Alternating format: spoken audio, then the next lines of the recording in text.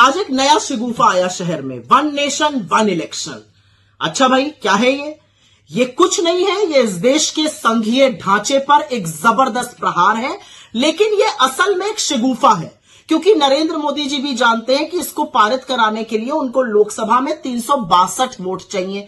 उनकी एनडीए के पास 293 है, राज्यसभा में भी ये पारित नहीं हो पाएगा, वो जानते हैं। लेकिन ये शगुफे इसलिए रह रहकर छोड़े जाते हैं जिससे कि इस देश में चर्चा बनी रहे बेकार के मुद्दों पर, असल मुद्दों से ध्यान हटाया जाए।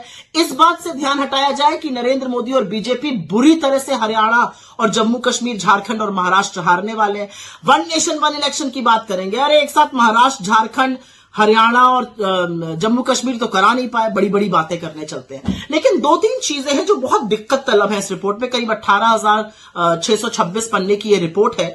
मुझे तो पहली आपत्ति खैर यही है कि इस रिपोर्ट के जो जनक हैं वो एक पूर्व राष्ट्रपति हैं, और ऐसा नहीं करना चाहिए था। पूर्व राष्ट्रपति को इस तरह का चुनावी काम, पॉलिटिकल काम ऐसी इसको नहीं हेड करना चाहिए था। मुझे तो यह भी आपत्ति है कि उस कमेटी में खरगे जी को नहीं रखा गया, जबकि वो नेता प्रतिपक्ष है राज्यसभा में। गुलाम नबी आजाद को रखा गया जो राज्यसभा के मेंबर ही नहीं है। उसमें साल्वे जी हैं जो मोइन कुरैशी के साथ पार्टी करते हैं। खैर, उससे हट जाइए तो उस रिपोर्ट की ही चर्चा कर लेते हैं।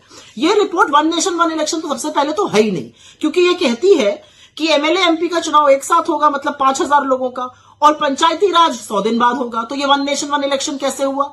5,000 लोगों का चुनाव एक साथ होगा, फिर पोलिंग स्टेशन बनेंगे, फिर पोलिंग पार्टी बनेगी, फिर बंदोबस्त होगा, फिर सिक्योरिटी फोर्सेस आएंगे, करीब 1.5 करोड़ लोग फिर से लगेंगे इस पूरी प्रक्रिया में, क्योंकि 30 लाख जो निर्वाचित होते हैं हमारे पंचायती राज के लोग, वो तो वन नेशन वन इलेक्शन में आई नहीं, पहली चीज।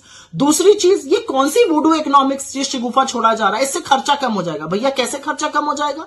इसको कराने के लिए आपको 3 गुना वीवीपैट चाहिए, 3 गुना ईवीएम चाहिए, उनको बनाने के लिए आपको वक्त चाहिए, वो मैन्युफैक्चर होंगी अभी। लेकिन उसके अलावा सबसे बड़ी बात है उसमें जबरदस्त खर्चा होगा, ये खर्चा हम और आप वहन करेंगे। तीसरी बड़ी बात, ये पूरी तरह से राज्य सरकारों की अवमानना करता है। इस रिपोर्ट का कहना है कि राज्य सरकारों जिनका टर्म बचा रहेगा वो भंग कर दी जाएंगी, केंद्र उनको भंग कर देगा। क्यों भंग कर देगा भाई?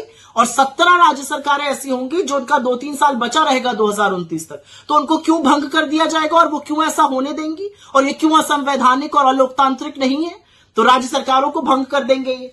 और इसमें एक बड़ी अजीब बात है, अगर कोई राज्य सरकार गिर जाती है तो वहां चुनाव होगा, लेकिन सिर्फ उस अवधि के लिए होगा जब तक लोकसभा चुनाव नहीं हो रहा है। मतलब चुनाव भी होगा, खर्चा भी वहन होगा, सारा बंदोबस्त भी होगा, लेकिन उसी अवधि के लिए। मैं तो एक सवाल पूछना चाहती हूं, मान लीजिए केंद्र सरकार गिर जाती है, जो बड़ी संभावना है मोदी जी की 2025 में गिरने की, तो क्या आप सारी राज्य सरकारों को भंग कर दीजिएगा?